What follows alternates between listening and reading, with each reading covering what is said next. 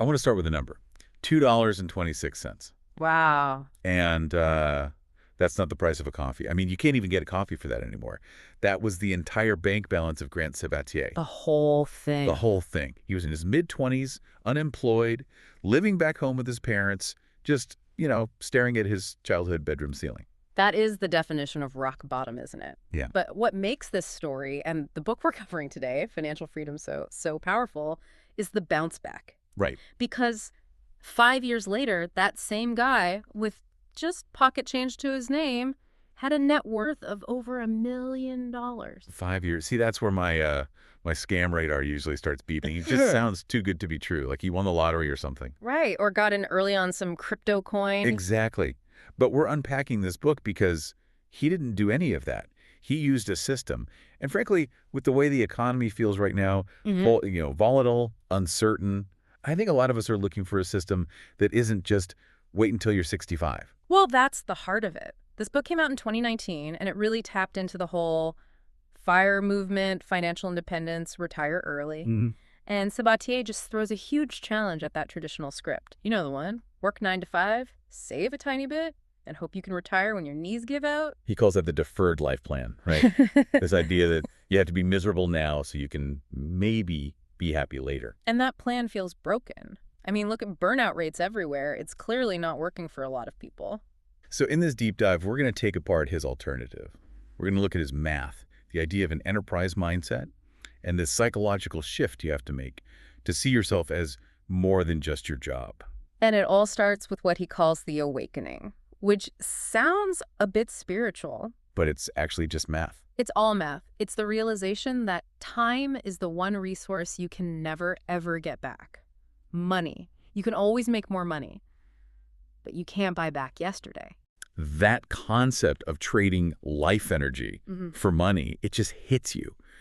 If I buy a $300 gadget and I make $30 an hour after tax, I'm not paying $300. No. I'm paying 10 hours of my life. A full workday plus the commute. Is that gadget worth a whole day of my finite existence? Exactly. And once you start seeing the world through that lens, the math of financial independence gets really simple. Sabatier argues your timeline to freedom has almost nothing to do with how high your salary is. Really? It's almost entirely about your savings rate. Okay, let me play devil's advocate here for a second.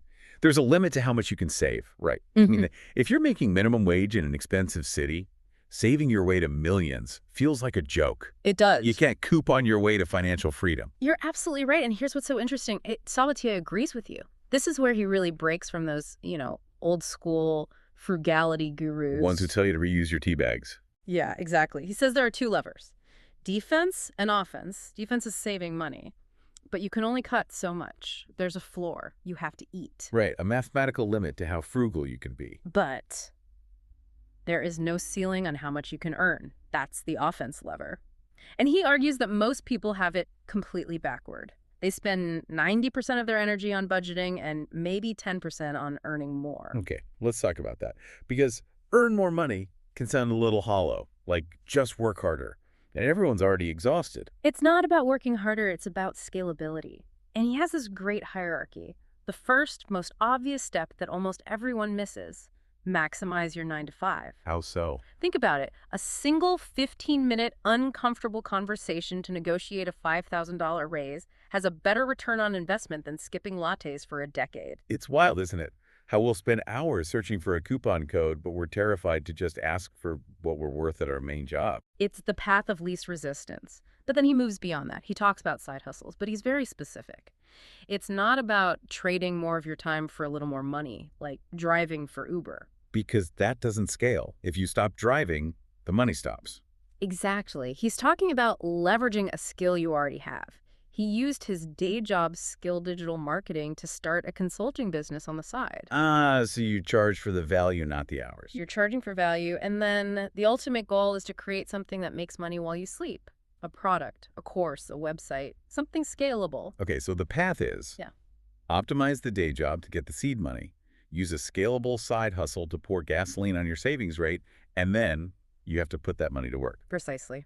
Which brings us to the engine of this whole thing, compound interest. Now, I know everyone listening knows what that is, but Sabatier's approach is all about radical simplicity. He is a huge fan of low-cost index funds. Which, let's be honest, is the most boring investment strategy on the planet. It is so boring. Buy the whole market and wait, but that's the whole point. Right. He argues that complexity is the enemy. If you're trying to pick the next hot stock or time the market, you're just adding stress and risk. An index fund guarantees you get the market's average return. And historically, that return is pretty great over the long term. So he's basically saying, don't try to be smarter than the market. Just boo the market. 100%. And automate it. The money should go from your paycheck straight to your investment account before you can even touch it. Remove willpower from the equation. Because willpower is a muscle. It gets tired. An automated system never gets tired. Okay, so we're saving, an aggressive amount, 50% or more of our income, and we're just dumping it into boring index funds. But what's the goal? This brings us to the freedom number. And when I saw the calculation, that number can look pretty scary. It can be huge. The standard rule of thumb is the rule of 25. You figure out your ideal annual expenses, and you multiply that by 25. So if you need, say, $60,000 a year to live well, your freedom number is $1.5 million. For a lot of people listening, that sounds like climbing Mount Everest. It does, but here's the crucial part he emphasizes. You don't have to hit the final number to start feeling the benefits. Having just $100,000 saved gives you what he calls, what the community calls, FU money. The ability to walk away from a terrible boss without panicking. Exactly. You're not retired, but you are freer. The moment you have 6 months of expenses saved, the whole power dynamic at your job shifts. You stop making decisions based on fear. You can take calculated risks. The journey itself provides freedom. That's a much better way to frame it. Because if the goal is suffer for 15 years until I hit the magic number, most people will quit. Of course. But if it's every $10,000 I save buys me more autonomy and peace of mind, that's actually motivating. And that ties into a much deeper theme in the book, which is about redefining what wealth even is. Right. It's not the fancy car. It's not the stuff. We're conditioned to think wealth is a Rolex and a big house. Sabatier argues that real wealth is time. It's autonomy. It's the freedom to wake up and ask, what do I actually want to do with my day today? Yes. And this is where the book gets pretty philosophical. He talks about the hamster wheel as not just a financial trap, but an identity trap. Oh, that's interesting. Think about it. What's the first question you ask someone you meet? So what do you do? Yeah. We are job titles. If you take away my title, who am I? That is the terrifying question, isn't it? He warns that if you don't figure out who you are outside of your job, actually reaching financial freedom can be a really depressing experience. I've heard stories about that. People who retire early and then just feel lost. Because they have no purpose. They were using work to distract themselves from a life they hadn't really built. He says you have to retire to something, not just retire from something. That's a huge distinction. It addresses that criticism of the FIRE movement. That it's all about living like a hermit, eating rice and beans, just to escape work. He totally rejects that. He says if you're miserable on the journey, you're going to be miserable at the destination.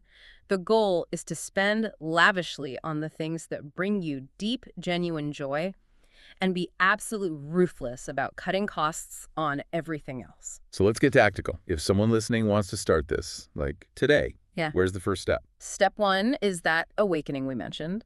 You have to face the real numbers.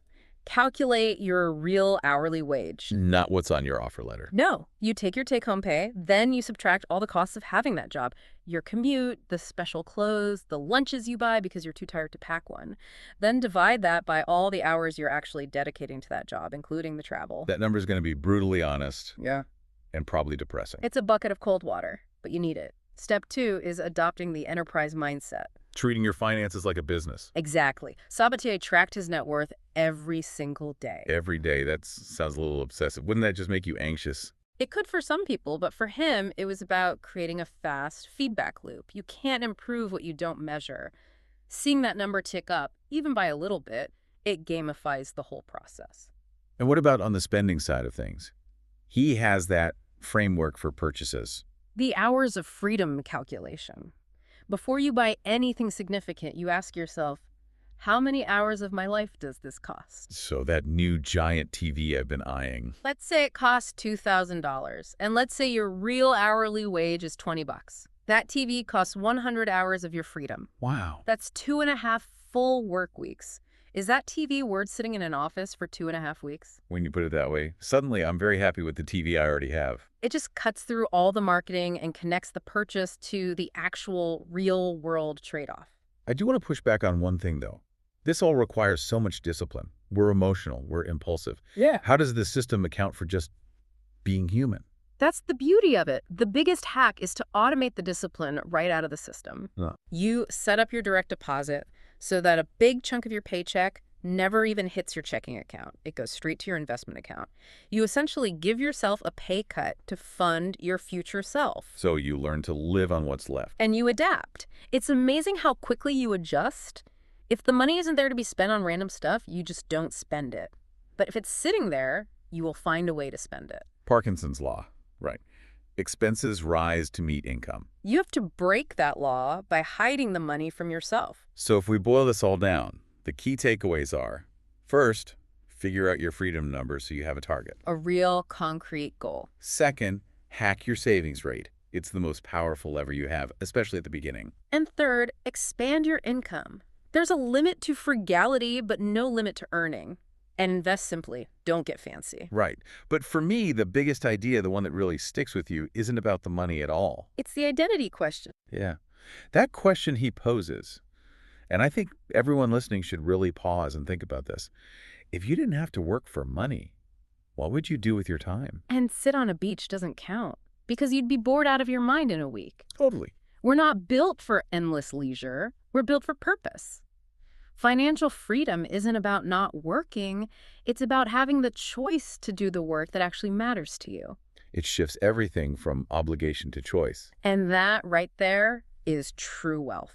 This has been a massive wake-up call for me. I feel like I need to go look at my bank statements right now. Just remember the $2.26. If he could start from there, the rest of us can definitely take the next step. A great point to end on. Thank you so much for breaking this all down. And to everyone listening, thank you for joining us on this deep dive for Better Every Page on YouTube. We'll see you on the next one.